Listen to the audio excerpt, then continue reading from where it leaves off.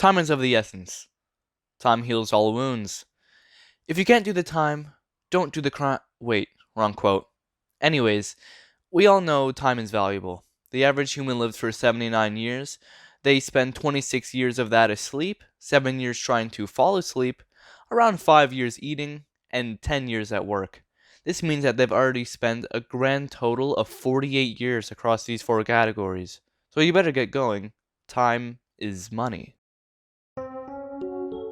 But how much money is time? No, really, how much money is time worth?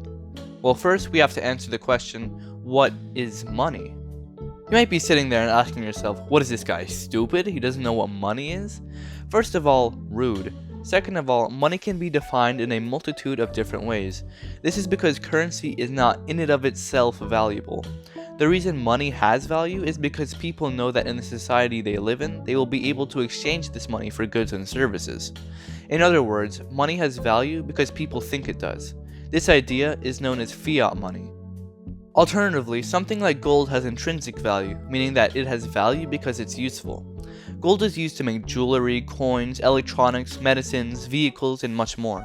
Even before electronics and vehicles, gold was used to make plating for weapons, armors, statues, tombs, and much more. This versatility, this intrinsic value, is what has made gold a valuable delicacy throughout all of history. This, on the other hand, is known as commodity money. So if gold is so stable, why doesn't the country you live in use it as money? Wouldn't that solve a lot of issues? Well, it would create a lot more problems than it would fix. In the modern age, currency has to be durable, easy to transport, hard to counterfeit, and valueless outside the realm of the economy. If you take a look at gold, it's easy to see that it is very malleable and therefore not durable. It's hard to transport in large quantities and is very easy to counterfeit, contrasting with paper money, which is made up of a blend of fibers, which makes it hard to print exact replicas. Lastly, it has inherent value, so if we use it as currency, there would be less of it to use for electronics and other appliances that require gold.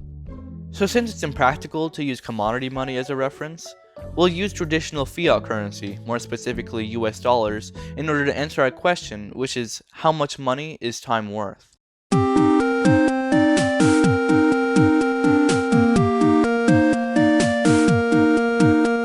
Well, one could argue time is worth more for different people. Jeff Bezos makes $2,489 a second, while the average working American makes just above 6 cents for every second that they're alive. This would mean that the richer you are, the more valuable your time is. However, this is a view that seems to rank the value of time according to your contribution to the economy.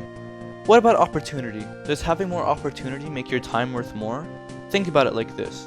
The USA has a college completion rate of 33% and a typical unemployment rate of 3.68%. The Democratic Republic of the Congo has a primary school completion rate of just 70% and a typical unemployment rate of 9.5%. Does this mean someone growing up in the US's time is worth more than an individual growing up in the Congo? After all, there is a higher chance that a kid in the USA will grow up to get a higher paying job. However, this again ranks the value of your time according to your contribution to the economy. These economical dilemmas are the types of problems employers have to face in order to value someone's working time. In this area of thought, the more valuable a job is, the more valuable the worker who's doing that job's time is. Instead of the potential value of time, how about the value of time that has already been spent? How much money is someone's life worth? The average person will most likely spend at least $2.5 million in their life. But is a human life really worth $2.5 million? Stanford economists use a method referred to as the Dialysis Standard to calculate that the average value of 1 year of a human life comes out to be around $129,000. Many other organizations, such as the FDA and Environmental Protection Agency, make claims as to how much they believe a human life is worth. These organizations value a year of human life anywhere from $8 to $10 million. They use this figure in order to help make decisions such as deciding which lives to save when not all can be saved. Not only does this save money, it also saves time. What about saving time? How much are you willing to pay in order to save some precious time? According to a 2019 study, 3 in 4 adults are willing to pay for a service that will save them time. The majority of these services being used for household goods and food delivery. The average person goes to the grocery store 6.4 times a month, each one of those trips taking about 45 minutes on average.